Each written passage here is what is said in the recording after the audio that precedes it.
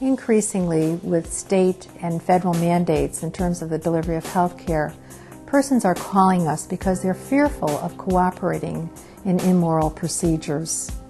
We have a framework in which to analyze these scenarios to try to help persons discern whether or not their cooperation is immoral. And we look at whether the intent of that cooperation by the person who is only assisting is what we call formal cooperation. When cooperation is immoral, there has to be knowledge that an evil is occurring. That assistance that is given must be given knowingly. But if the person also has the same intent as the principal agent, we call that formal cooperation. It is always wrong. An example of that would be an anesthesiologist in a Planned Parenthood clinic where abortions are being done.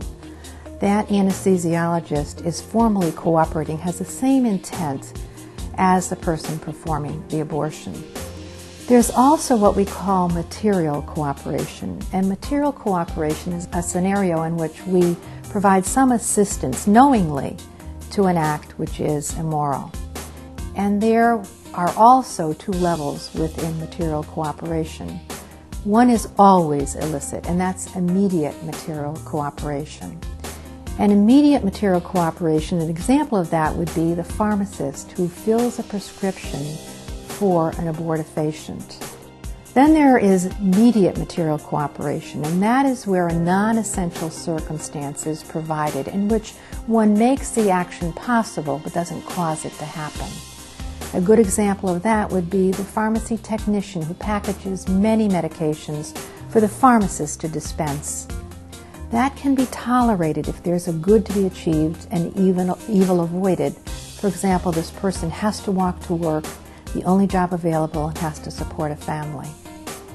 The example of the pharmacy technician is proximate. That doesn't mean geographically proximate, but proximate to the evil occurring, making it possible.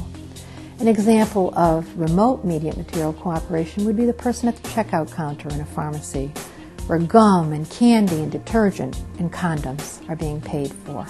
Again, if there is a grave evil to be avoided, the loss of health care benefits for a disabled child, and a good to be achieved, it can be tolerated. Again, we invite people to come to our web pages, to consult with us, to call us. We have 24/7 consultation available with experienced bioethicists so we can help them go through this analysis.